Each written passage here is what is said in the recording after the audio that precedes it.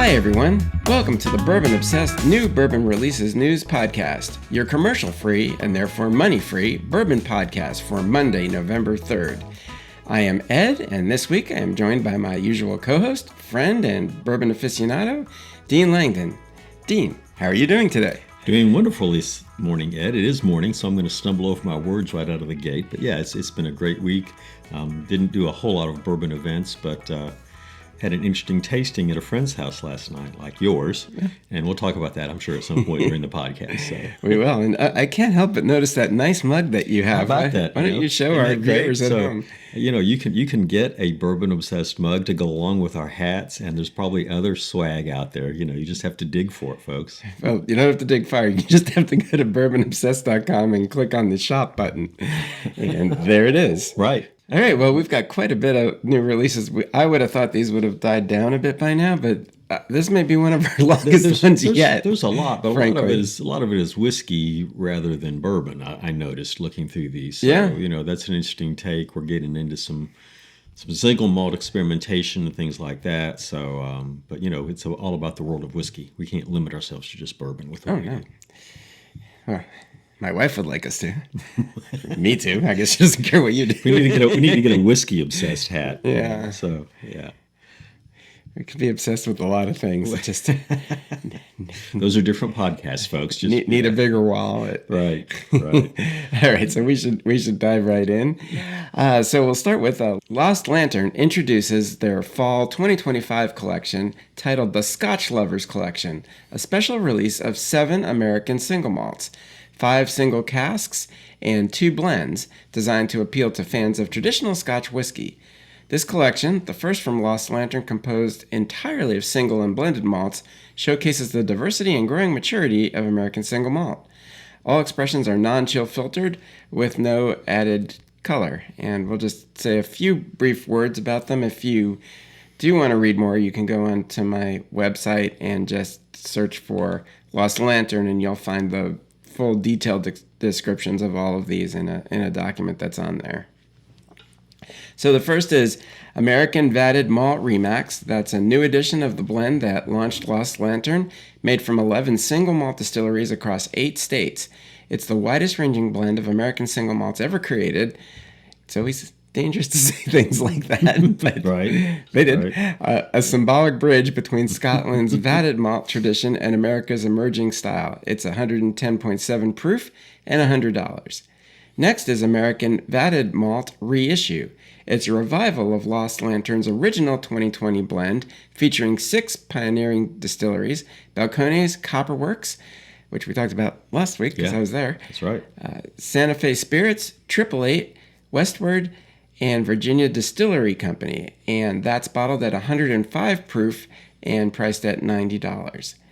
Next is Warfield Idaho Single Malt, the first Idaho release from Lost Lantern, and the first cask strength release from Warfield Distillery, made in traditional Forsyth Scottish pot stills at a certified organic distillery. This whiskey is compared in style to Speyside and Lowland Scotch, and that's at 135.4 proof, so they're not fooling around when they did their first cask strength release. It's going to have some heat to it. Yeah, and that's $100. Next, there are 3 from 888, and that's that distillery in Nantucket that we've talked about before on the show.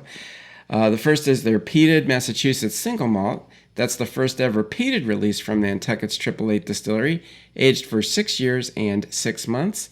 Peated malt was sourced from Scotland and aged in the island's maritime climate, and this is said to be closest in style to the Scottish Islands region whiskeys. It's bottled at 115.9 proof and priced at $120. Next is 888's Massachusetts single malt 10-year-old, a rare decade-aged single malt showcasing the distillery's patient, maritime-influenced aging. It's said to be closest in style to long-aged Speyside and Highlands whiskeys, and it's at 124.2 proof and priced at $150. And the last from 888 is their Sauterne cask-aged Massachusetts single malt 11-year-old, fully matured in French Sauternes casks. It's Lost Lantern's oldest release to date.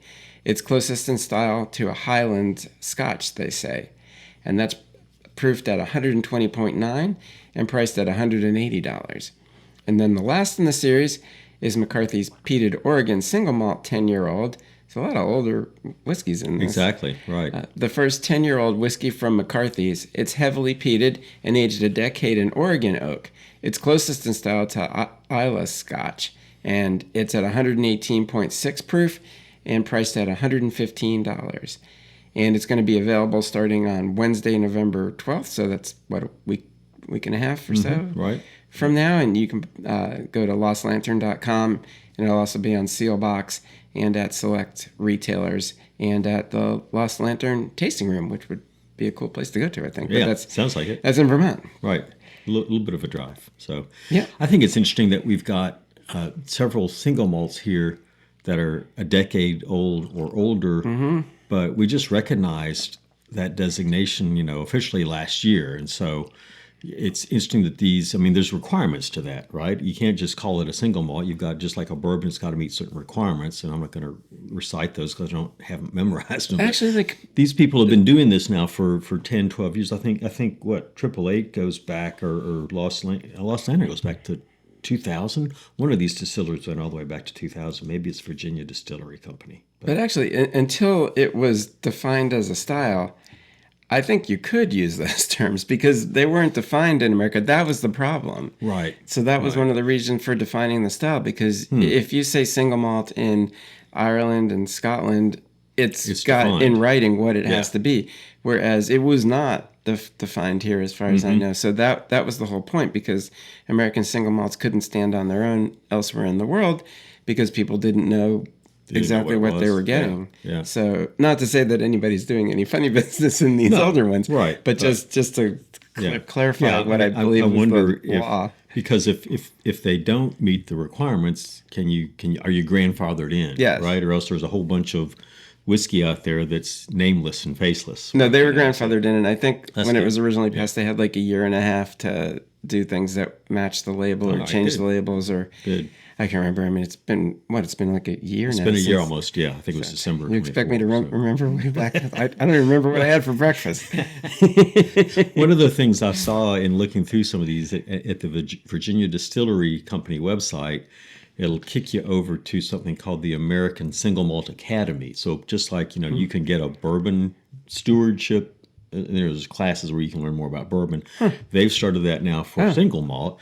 I couldn't tell if it was just online or if it was in person, but I think that's a great concept, and I hope that works for them, and they, can grow the group of people who know more about American single malts. So that sounds vaguely familiar. I think I came across that somewhere along the line. Yeah, we should do it and learn more about American single malt. Yeah, I agree. And become world-renowned authorities. I'm afraid American Single Malt Obsessed doesn't have the same same catchiness to it. I have enough time saying the Bourbon Obsessed. Right. Don't need to add any more syllables. We have another whiskey next, I understand. We do. So next is Whiskey JYPSI Legacy Batch 3, The Declaration. It's the third release in the brand's Legacy series and commemorates the upcoming 250th anniversary of American independence. This expression reinterprets a traditional Maryland-style rye whiskey using a modern blend, 60% 8 to 12-year-old 95.5 rye from Indiana, finished in apple brandy barrels from Mount Vernon Distillery, 30% 20 to 25-year-old Canadian corn whiskey, rebarreled in New American Oak for 2.5 years, and 10% 8-year-old American single malt from Virginia. They're not more specific, but I wonder if that's the distillery we were just talking about. You would think so, yes. Bottled at 57.87 ABV, 115.74 proof, with a suggested retail price of around $200. The Declaration is available in limited quantities at select retailers and online. I appreciate the creativity of how they crafted this, right? And I think, and that's what they're using as a selling point. It's got to be an MGP rye, right? Let's be honest, at 95.5 Indiana. But finished in apple brandy. I mean, that's an interesting take on that. Well, and from Mount Vernon to make it a distillery to give it to go with the Declaration of Independence Days. Yeah. But then there's some Canadian corn whiskey, so I don't know how that got into an American celebratory whiskey. Well, it got rebarreled in. Well, that's it, right? Rebarreled in American.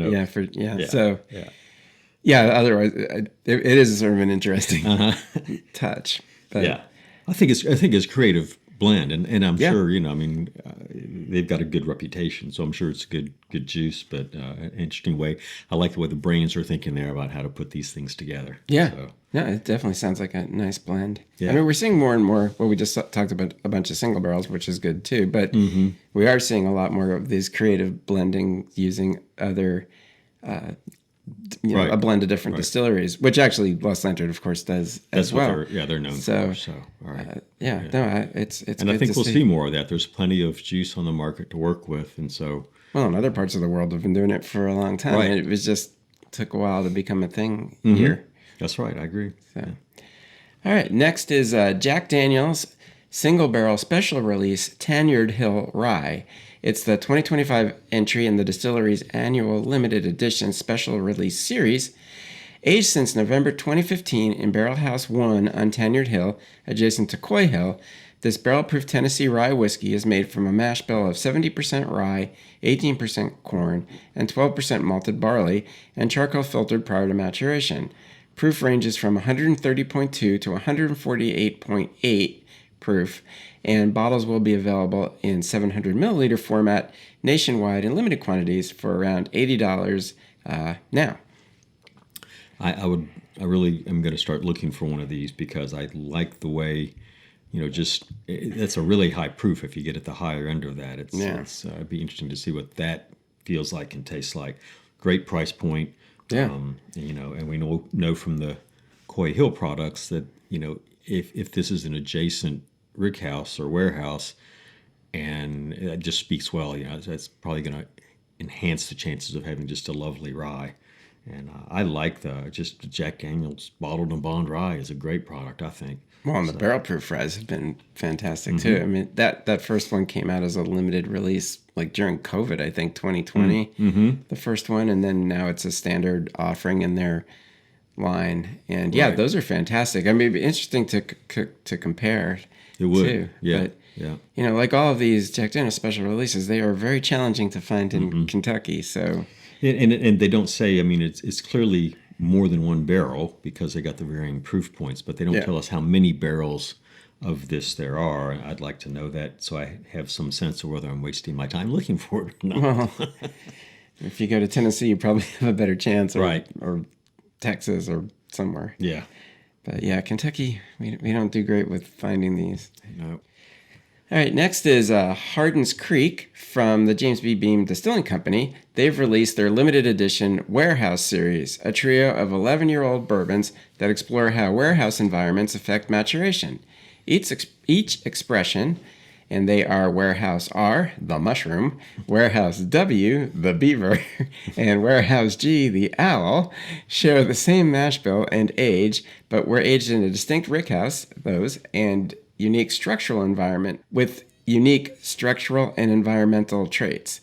Bottled at 110 proof and priced at around $150 per 700 milliliter bottle, the Warehouse series is now available in select markets. And this is interesting because we saw these all at the Kentucky Bourbon Festival 2 months ago. Yeah. Yeah. And I mean, original artwork on the labels by a guy named Max Leffler, which is pretty neat, I thought. The rick houses, the first one is a single story. The middle one, Warehouse W, is a 5-story, and then the warehouse, the last one is a 9-story rick house. And so I like the thought process again of do the different rick houses and the different levels truly make a difference, and I'm sure they do. I don't know that I'm going to come up with $450 to find out how. Well, I've already come up with $900 because we have 2 sets. Next time I'm at the distillery, I'll go to the kitchen, right? And I'm sure they'll have it behind the bar. And for much less than $450, I'll be able to sample those 3 and compare them. And that's, I think, the way to do it. If you really fall in love with them, then you can get them at the distillery. Well, so, I mean, a couple of, so I mean, you could. They were actually letting you taste these at the KBF. I mean, and they were set up very well because you didn't have to get tangled up in the gigantic line for knob 21 and stuff. They had the tasting area that was sort of set to the side. Up front. Yeah, so you could just go in there. I mean, they only had one at a time, and honestly, I didn't even know these were coming then, so I was very surprised to I missed that completely at KVF. So. But they sold it. That's where I bought one of the sets, because I bought it there. And then I don't know where the other one came from. Total Wine, I think. Yeah. But so I've tried. I think I've tried them all, but not together. Not together, right? Yeah, and that's obviously what that's what Freddie did, right? So that would be the interesting thing to do, to really see if you can tell. We need to do it. The difference, because it's the same mash bill, and you would think it's going to be a subtle difference. They should all be roughly the same age, same like you say, same mash bill. So does it really make a difference where they are in the rickhouse? And I think we know that it does, but how much? I suspect a lot. I mean, did you try the because this is the second time they've done something like that. They had the 3 bottled set where they were exactly the same but different, everything, but one was aged in Claremont, one was aged in Frankfurt, and one was in Boston. Yeah. Did you try those? I did not try. Have not tried those together. In other words, I haven't tried them to see. Okay, well, here's what's different.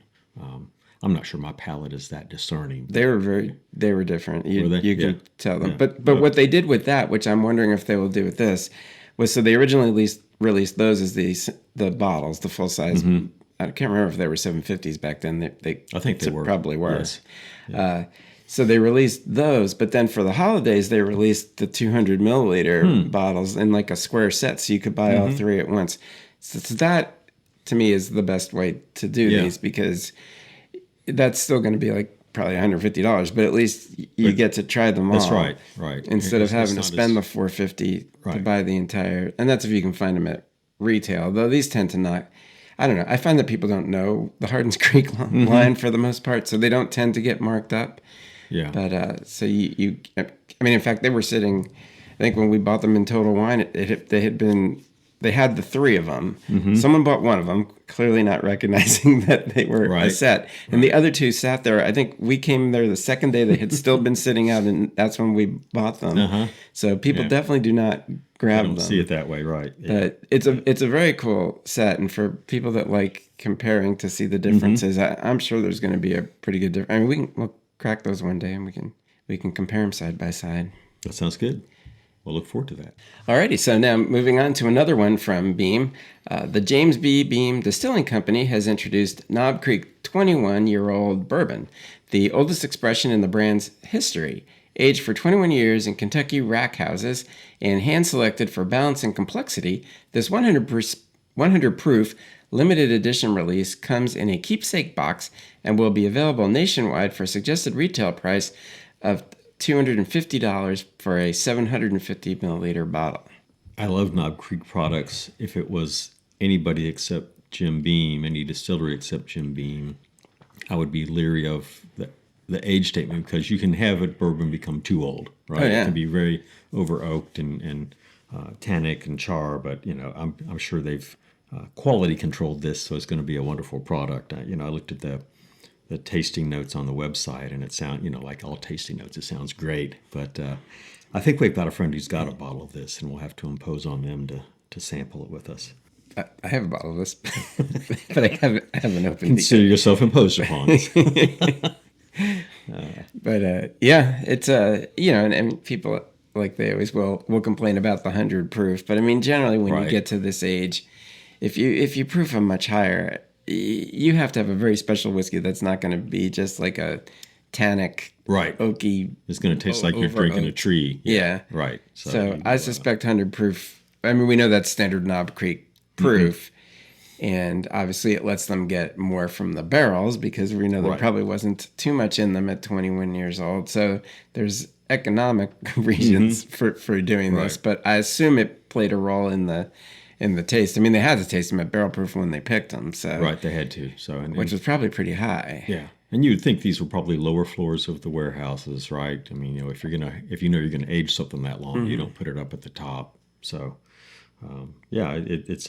it's a good gift idea, and that they plug that on their website too. It's like perfect holiday gift, Well, it's $250, so it's not an inexpensive bottle. No, it's a little pricey, But for the $10 a year rule, it's really not. It's not out of line. No. Right? And it's $750, so you're not, not getting downsized on the bottle size. So. That's right. Now that the many bottles are $700, I guess it goes down to $9 a year. There you go. That's right.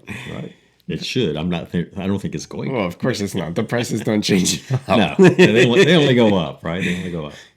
But yeah, interesting. So, yeah, I mean, like all these though, even though 100 proof may be its best proof, you certainly would.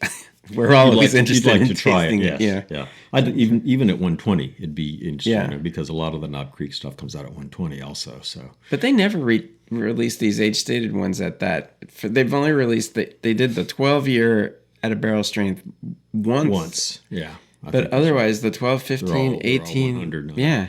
It'd be interesting to do a vertical, right? You can do the what? They start with an 8. There's at least 12, 15. Well, 9's the standard. 21 now. Yeah. So yeah, that's a nice tasting panel there. You can see how it ages. So. Huh.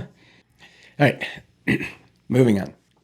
So Ross and Squibb Distillery has announced the return of Remus Gatsby Reserve with the 2025 edition, a limited 15-year-old straight bourbon bottled at 102.8 proof. This release honors the 100th anniversary of the Great Gatsby and is crafted using Ross and Squibb's historic 21% rye bourbon mash bill. The 2025 edition features specially selected barrels blended by master distiller Ian Sturzman and is presented in an Art Deco-inspired bottle and decorative clamshell box. Its suggested retail price is around $200 for a 750 milliliter bottle, and limited quantities will be available nationwide. Well, they're supposed to be already, beginning now. Mm-hmm. Yeah. This is something else I'll keep my eye out for. It's a beautiful presentation. We know what it is. It's MGP juice. I was a little confused on the website because it said a 2 mash bill blend. And so are they using both the 36% and the 21%? Because this leads me to believe it's all the 36%. I'm sure when you get the bottle, it'll tell you that.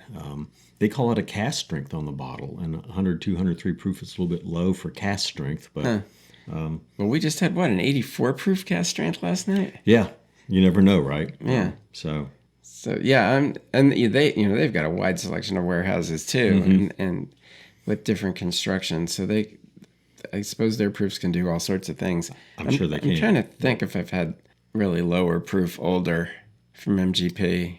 Yeah, I feel like we have somewhere. I'm sure we have too someplace. I can't think where it would be, but I mean it is so pervasive in the industry. Hard not to come across it. Right, that's right. So, but yeah, you're seeing more and more older age statements on some of their juice. Some people got older stuff quite some time ago and have done very well with it. Oh yeah, back in the day. Yeah. So well, and next week we'll probably talk about MGP earnings, but we're not going to go there today. So. Well, we got a lot of people's earnings to talk about next week, but that's right. Today we're talking about the happy world of new releases. Right. So moving on. So this next one's actually interesting, and I know that you and I both buy all these new Riff things. I didn't buy this one. Didn't you? Did you? I got 2 bottles. Okay, good. We'll try yours. Yeah, there you go. We can. That's it. So I just have to draw the line. I mean, I bought every single one since they've started, and these things can't go on forever. Right. No, we run out of storage space. We run out of money. We run out of the ability to drink it. So there's just a limit. So I actually. The day is young. I can still end up buying them because they are a cool. Well, the new Riff one sold out. I checked this morning. Yeah, so it's gone. Well, the Chattanooga one's a rolling release, but they're anyway. So we will stop keeping everybody in suspense, and we will tell you. So Chattanooga Whiskey and New Riff Distilling have collaborated on the Confluence Project, Volume 1, a straight wheat whiskey built from the same 100% wheat recipe, 60% red turkey wheat, 24% Appalachian malted wheat, 8% dark malted wheat, and 8% caramel malted wheat, then independently distilled and aged by each producer to showcase their distinct techniques and philosophies. The friendship behind the project traces back to founding distiller Grant McCracken of Chattanooga and master distiller Brian Sprance of New Riff, who worked together in craft brewing before moving into distilling. In addition, it was Brian who introduced Grant to the Chattanooga team back in 2014. The Chattanooga whiskey release is 11 single barrels aged 6 years, 6 months, releasing on a rolling basis. The first 2 bottles were available in the experimental distillery on October 30th for around $70, with limited quantities coming soon to Sealbox and to Reserve Bar. And it's bottled at barrel proof, although they didn't give the proofs, and their release is interesting because they used all different barrel types in them, so they're all had other variability to them. The new Riff release is the Kentucky Straight Wheated Whiskey single barrels aged around 6 years and bottled at barrel strength, and they listed it's 116.9 to 122.8 proof. They're also priced around $70, and they were available exclusively to the new Riff Whiskey Club beginning Thursday, with distillery pickup starting on October 31st. Oh, do you have yours? I do not have mine. No, I just because they just became available Thursday, and again, as I looked at the website under the Whiskey Club this morning, they're sold out. So I'll go get them. Whenever I get up there again. I'm looking forward to trying these. I really want to try it. I want to get the Chattanooga whiskey one also, and of course try them side by side, right? That's what they're meant for that. Well, they're meant for you buying as many bottles as possible, because the problem is they're all single barrels. Right. So you really have to buy 22 bottles. Well, but it doesn't say how many barrels New Riff had, right? No, but I assume it's a similar amount. I would assume so. That's right. Yeah. So it's a reasonable price point, $70. For a 6.5-year-old whiskey is a good deal, and it's just, I like the. I want to see what the dark malt and the caramel malt on the barley do to the flavor, because there's enough percentage of those in the mash bill that you're certainly going to taste those. But I'm assuming they're not going to be overpowering either. Well, and the fact that they're all malted wheat at different roasts. I mean, I don't know if Chattanooga's done that at all in the past. I mean, they certainly, they do all their variety of malts, but I don't know. I mean, they must have done some of, or maybe all. I'm assuming this malt must have come from them. I mean, because they're the ones that, I would think that so. do all the different malts. New Riff did something called a maltster through the Whiskey Club several years ago. So they've done a little bit of that, but not. That's not their main. Well, actually, they have their single malt, which has 7 different kinds of. The first release did, and the second release I think had at least 5 or 6 different kinds of single malts in it. Yeah, so different malt mash bills. Yeah, so that's not true. I take that back. Well, but they don't. I mean, they don't do that as much as Chattanooga does. I mean, you're right. They've done it some. Yeah, but Chattanooga's known for their malts. Yeah. And New Riff's more known for their. As Ken Lewis told us in a tour a while back, their rye, he built their rye up against anybody else's, and I don't disagree with him. So yeah, but they've certainly come a long way with all their other things. They sure have. Too. So they're all good whiskey. All right, so moving on. So next is Altamar Brands has released a limited edition of high-end Wicked Warlander blended straight whiskey as part of a collaboration with artist and pro skier Chris Benchetler. The whiskey blends 3- and 4-year-old Kentucky Straight rye and bourbon whiskeys, uniting the fruit-forward and baking spice notes of the rye with the depth and spice of high rye bourbon. After blending, it was rebarreled for over 2 months in a mix of the ex-bourbon and ex-rye casks, which originally contained the component whiskeys, to encourage deeper integration of flavor. It's bottled at 99 proof, and this bold layered expression retails for around $55 and features Benchetler's original label artwork. Warlander is available online and in select U.S. markets. I usually don't include the marketing lingo in my summaries, but somehow that slipped in there. Right. This is an interesting product to me. I mean, it's I found out that they slow proof it for whatever that's worth, right? So they proof it down. I checked out the mash bills and the actual components of the blend. It's like 50% 4-year-old rye, which is 91% rye and 9% malted barley, 33% 3-year-old rye with the same mash bill, and then 17% 4-year-old bourbon with 51-39-10 mash bill. And so I don't know. I'm curious where they had these distilled or where they found them, because I don't recognize a 91.9 rye mash bill off the top of my head. You might, but well, they used to. I mean, I don't know. Their bottles may say. I mean, some of high Wickeds were distilled at New Riff. Mm-hmm. I don't know. I mean, I find these interesting because not many people not many bigger brands, especially, are releasing a 3-year-old. 4-year-old, yeah. And I mean, for a rye, a 3-year-old rye can be just fine. It ages a little bit differently than a bourbon, but yeah, these are young, on the youngish side. So it's a little unusual. And the rebarreling process, that's an interesting concept too, to put it back in the same barrels. It sounds like, and so that will that make it seem older? I don't know. I mean, I don't know anybody who's, I've seen finishing barrels, but I haven't seen anybody rebarrel it in the same. Well, Angel's Envy just did it. Oh, did they? Yeah, it might have been with that double malt, the 2 grain. Okay. I think that's the one that went back into its own barrels after it was proofed down to let it mingle. Okay. Yeah. I mean, I love the experimentation that's going on. Well, it's a good way not to spend extra money because. Right.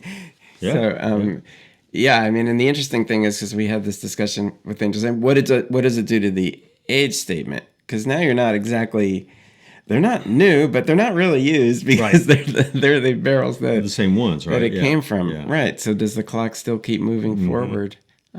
Interesting, but yeah, and so I mean, given their age, it makes their price a little high, I guess. 3 and 4 years, a little 55. Bit, but it's not. It's in the grand scheme of things, it's not out of reach, right? No, yeah, interesting, but yeah, I don't know. In these days of ever increasing age at this price point, I thought 3 and 4 was a little unusual. Mm-hmm.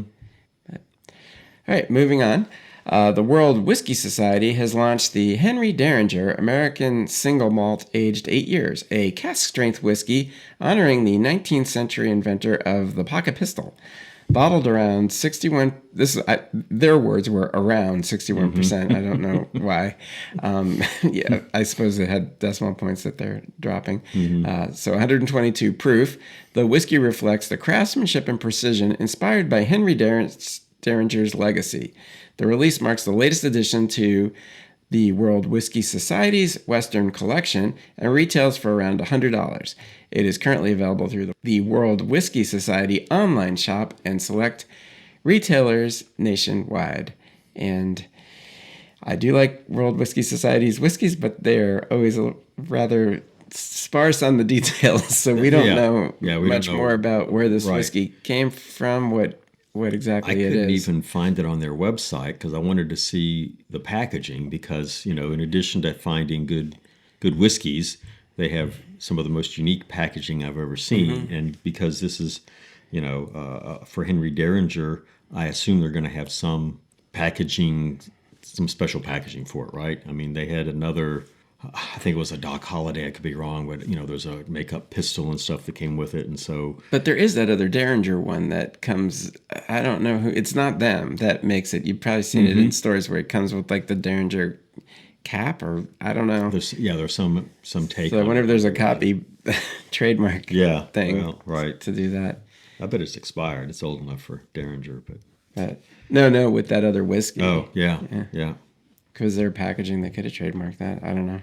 Mm-hmm. I don't think that was World Whiskey Society because I'm pretty sure it was a brand I was not familiar with. Yeah, I remember seeing that briefly on the shelf. Yeah, but I don't think it was World Whiskey either. It's hard. You don't see World Whiskey stuff on the shelf very often. I mean, I don't. No, I mean for the most part, I think it gets ordered from their websites. Yeah, occasionally you see them in stores, but yeah, I mean their whiskeys are good. I just wish they'd give us more information.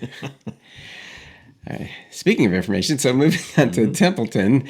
Templeton Distillery has released its first rye whiskey, distilled, aged, and bottled by the brand in Iowa. Templeton Single Barrel Rye is crafted from a 95.5 mash bill, aged 6 years in new American oak barrels, and bottled at cask strength, 117.1 proof. Each limited release 750 milliliter bottle is priced at around $50. And I'm not that familiar with Templeton's product, so I poked around their website a little bit. I mean, they have other ryes, and I assume that's ryes they've sourced, or they just didn't, or they're younger perhaps than this one. But great price point for the age, and I'd like to try it and see what it tastes like. I think this is the first one that they've completely distilled. I mean, it was years ago when they got in big trouble with the internet for claiming grandfather's recipe kind of thing, and then turning out they were sourcing it all, but not being forthcoming, and it really hurt their reputation for quite some time. So, and probably still. Frankly. I was going to say, yeah, but I was not aware of that, but yeah, that kind of stuff can really undermine what you're doing. So it's interesting that now, after all this time, they're releasing a non-sourced product. Yeah, I mean, be interesting to try. I guess I haven't had too many of their things. No, I haven't either. But I'm always interested to try a 95.5 rye and a single barrel that's a little bit higher proof. So those are the kind of things that appeal to me. Yeah. Well, should we talk about this rye? I think we should. So we've got a more local, a Kentucky rye with our friends down at Wilderness Trail. So. Yes. So our friend Haley was nice enough to bring over some of these 6-year-old bottles last night to our little tasting we had at my house. Mm-hmm. And this rye was very unique. It's a 6-year, 1 month single barrel, and it had very unique flavors. I mean, it has like almost a mesquite smoke character to it. It really did. Yeah. Yeah. I mean, it's and I don't think I've ever found that in a rye before. It had some of the same, traditional, I can think of traditional rye flavors to it, some mintiness, some grassiness. But then, you got that woody, mesquite flavor, both on the palate and on the finish. Which was pretty dominant. I mean, it didn't, it was much lighter on those other traditional rye flavors. But Wilderness Trail, I don't know how many people out there have had their single barrels, because now their regular release, so this was at 111.6 proof, but now their regular release is a small batch, so you don't get all these unique flavors that came out of their single barrels. But their single barrel ryes have always been fantastic. I've got some that were just, when they first turned, I think, did they release some before they were 4 years old? They might have. No, I don't think so, because weren't they bottled in? Well, no, because they were. The ryes were. The ryes were barrel proof. Bourbons were bottled in bond, but I mean, some of their early ryes were just lovely, and I've still got the small batch. The new version is bottled in bond, isn't it? The small batch version. I believe it is. Yes. But so the ryes came out all as single barrels initially, and they're hugely variable in everything, and they used a really low. Well, they experimented with barrel entry proof back then, so a lot of them were lower though. Yeah, and they settled on really low. I think they're like 105, 103, maybe. I think that's right. Like 100. So you get a lot of flavors, and then the whiskey itself would range from, I think I've had from like 100 proof naturally to 121 point something was one of the highest ones. Yeah, I don't think I've seen anything above 100, say 25. Yeah. So they don't have any mega high proofs, but really good drinking whiskey. A lot of flavors in the single barrels, and I think we're going to see more 6-year products from them now. Well, that's what it sounded like. I mean, these are the sort of the prototypes of and 6-year barrel picks are going to become a thing. A thing there, right? Yeah. So when you go and you can, because they've got a pretty robust barrel pick program. Yeah. If I remember, you can even get like quarter barrels and things like that. So that's well, and we just saw the post of Justin's House of Bourbon just did a barrel pick, which I believe was a 6-year. So more options for great bourbon here in Kentucky. Yep. All right, moving onward. Okay, so speaking of Kentucky, we have Jeptha Creed Distillery in Shelbyville, Kentucky, has unveiled the 4th edition of its Red, White, and Blue Kentucky Straight Bourbon Whiskey, an annual release honoring veterans and active military members, as well as the distillery's opening on Veterans Day 2016. A portion of proceeds will be donated to the nonprofit Paws of War, whose mission is to alleviate the suffering of veterans, first responders, and their families, particularly those battling invisible wounds, such as post-traumatic stress disorder, by providing loyal service dogs that serve as both companions and catalysts for healing. The nonprofit also rescues and rehabilitates dogs and cats in need. And I was not familiar with this nonprofit, but it sounds pretty good. Distilled from a 4-corn mash bill of 25% bloody butcher corn, 25% heirloom white corn, 25% Bruce's blue corn, and 20% malted rye and 5% malted barley, this bourbon is bottled at 100 proof and sold in 750 milliliter bottles for a suggested retail price of around $75. It will be available beginning November 8, 2025 in the distillery's gift shop, online, and at select retailers in 40 states. To celebrate the release, Jeptha Creed will host a Veterans Day tribute event on November 8th, featuring a color guard ceremony, guest speakers, bottle signings, and more. And those details can be found on their website. And just a little caveat for that mash bill. I got that off the website, so that was probably last year's. I've not got a confirmation that it's the exact same mash bill for this year. Right. But you're going to get those 3 different corn varieties no matter what, and maybe a slightly different proportion. But I think that's a neat concept. And it's always good to honor our veterans. Jeptha Creed, I believe, is a veteran-owned facility. I could be wrong about that, but I think they always have a Veterans Day event at the distillery. Yeah, they definitely do that. I'm not sure about the veterans-owned part, but but they definitely do support the veterans. And I believe these barrels, I can't remember now, but maybe you remember. But the barrels that went into this, I think when veterans and first responders visit, they're invited to sign barrels that then get used in these blends every year, because there's a list. I think you can look up your barrel and see what it's wound. That's neat. Up in. Yeah. So I know I read more about that a number of years ago, but I think it's something like that. So I don't think I'm saying something that incorrect. Right. Sure. I know that's not true. So, yeah, I mean, it's again, just supporting the charity, giving back to the community. Yeah. Jeptha Creed is good at that. And I think they're getting a reputation for, occasionally they have entertainment, and not just ceremonies like this, but like, several bands, a weekend entertainment. So again, they're working both the tourism part and the bourbon part. So. Yeah, I think they were doing like an outdoor concert series in the summers. I think so. I know they did that some years. I honestly don't. It's a little far for us to drive for a night thing, so it's not really on my radar. So I don't pay attention to those events. And I know they've done. Used to have a brunch. I wonder if they still have that. Yeah, I don't know. But I mean, they do have all. They had a wide variety of tourist centric events there, so that's good. So for people in the area, definitely check them out, because all the information will be on their website and socials. And honestly, their whiskey's, I think, getting very good. Mm-hmm. Have you? As I haven't tried it recently, but as it gets older, I've heard better things about it.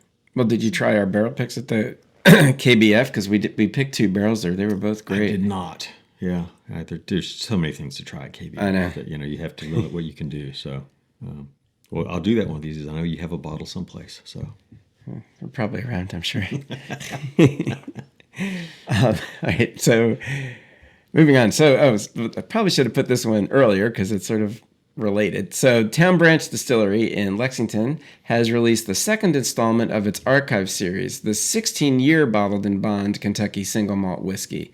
This single barrel expression is bottled at 100 proof and carries a suggested retail price of $400 for a 750 milliliter bottle.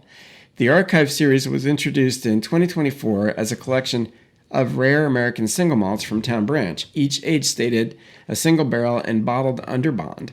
Volume 1 featured a 15-year-old release. Yeah. So this release, Volume 2, continues the series, but it only has 57 bottles. So, I mean, it's $400, so they may last for a little while, but that's not a lot of bottles. No, it's not.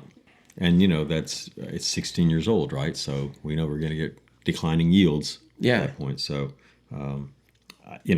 interesting single malt project again. And Town Branch, founded by Pierce Lyons, has a stronger roots in malts, right, than bourbons, because they do an Irish whiskey, they do these single malts, and they've got we own a distillery over there. Yeah, I was surprised at the variety of products that they are putting out now. So this would be a very special release. If you're looking to find a very unique aged single malt made here in Kentucky, this is the one. Just good luck with the 57 bottles. Yeah. Well, and for people that aren't distilling, so they're part of Lexington Brewing and Distilling, so they make the whole line of beers as well as their lines of whiskeys. And the distillery was really built more to be a single malt type distillery. It's got those big Forsyth pot stills. So they've actually, it's been sort of on the more quiet side because Kentucky is much more bourbon centric, but they've been making these single malts since the beginning. So the fact they have these older ones is not surprising. And really, as Dean was saying, I mean, that was sort of what this distillery was set up to do. I think bourbon was just more because you're in Kentucky, but the single Right. malts were what they wanted to do. And I tasted that 2000, the last year one, which was apparently 2024 that I tasted in 2025, and the 15-year-old, and it was just fantastic, I thought. So I suspect this to be really good. And, I mean, that price tag's probably reasonable for something with only 57 bottles. And how many 16-year-old Bottled-in-Bonds American Are there? Yeah. single malts there are can't there? be It's that many. probably the only one. So. And it's 750, not a 700, right? So you Yeah. got that going for it. But yeah, I mean, it's a unique product, right? There's only a certain market for a $400 bourbon, let's be honest. But it's not a bourbon. It's a single malt, and it's 16 years old. So I mean, single malt prices can be absolutely insane, so it's really a Right. bargain. That's right. Yeah. No, I mean, I think it's reasonable for what it is. The rarity is. It'll be interesting, as time goes on, the collectible whiskey market has been pretty resilient, and this could end up being a very collectible issuance, 10 years from now, 20 years from now. There aren't many to start with, right? And as American single malts grow and get better reputations, who knows what could happen with this one. So, Well, you never know. I mean, I think it's extremely difficult to predict You what can't. might be worth Right. collecting. I mean, if I were to buy it, I will probably be opening it because it's the last one was just so good, and it's not like it's so limited. You're not going to have the opportunity to pretty much try it anywhere. No. So right. the only way really is to buy it. I mean, you get a pour of it there, I'm sure, but I don't know how much they're going to be pouring. I mean, I was going to say, I don't know if you could. I mean, or their price will be very high because Right. you're not going to want to pour through it. I mean, That's got to be a can't pour more than a couple bottles. yeah, right. I wouldn't, maybe they set two aside and charge $100 a pour. Who knows? Yeah, because otherwise it'd disappear. And then, Right. Yeah. So, all right. So next, moving on to Shaughnessy Distilling Company in Minneapolis, Minnesota. They're releasing their first self-distilled whiskey, Keeper's Heart American Pot Still Whiskey. There are few details available, but from their Cask Society page, it appears to be made from a mash bill of 50% malted and 50% unmalted barley, and is triple distilled and aged in American oak casks. I've enjoyed the prior Keeper's Heart releases that I've had. There's actually a bunch of them sitting there. I mean, some of them are blended with bourbon, some are blended with rye. They've also had actual unblended Irish whiskeys with anything at a higher age statement as well, and they've all been really good. So this will be interesting to try. Yeah. I have not tried any of their products, so I'd be interested to try something like that. And I didn't even know that they existed up in Minneapolis, but it'll be see how It's actually a how big widely place. It'd be cool to distributed. visit. Yeah. I don't think this is going to be widely distributed at all, Right. unfortunately. Looks like they have a little launch party, and maybe it's a distillery only kind of thing. So, Yeah. So that's unfortunate. We probably have to. It Go to releases Minneapolis. Releases on November 21st, so we have time, right? Yeah. You know? I hear Minneapolis is nice in late November. We could hitchhike. Yeah. Good time of year. Right. All right. So That was a lot. That was a lot. It's still busy out there, folks. Yeah. I mean, we'll see. So for November, I mean, there shouldn't be too many more. Shouldn't be lists like this, I wouldn't think, but I wouldn't have thought that still. So I know. yeah, quite a bit. All right. Well, I guess that about does it for this episode. I hope you've enjoyed this edition of the Bourbon Obsessed New Bourbon Releases podcast, your commercial-free and therefore money-free bourbon podcast. Please be sure to join us next Monday for our Bourbon and Distillery News podcast, where I think we already have quite a few news stories, and we're going to be talking about a lot of these financial things, but we'll keep it interesting. As interesting as we can. Who knows what will happen in distillery bankruptcies between now and then, too. So. True. We have not visited some of those, revisited them lately. Yeah. Also, be sure to like and follow us at your preferred podcast provider so that you don't miss an episode. And don't forget to tell all your friends, too. You can also head over to bourbonobsessed.com to check out some of our over 350 bourbon reviews and over 50 distillery write-ups. While you are there, you can also sign up to have my newsletters delivered directly to your inbox. Finally, I can be found on Instagram at bourbon_obsessed and on Facebook at Bourbon Obsessed, and would love for you to follow me there as well.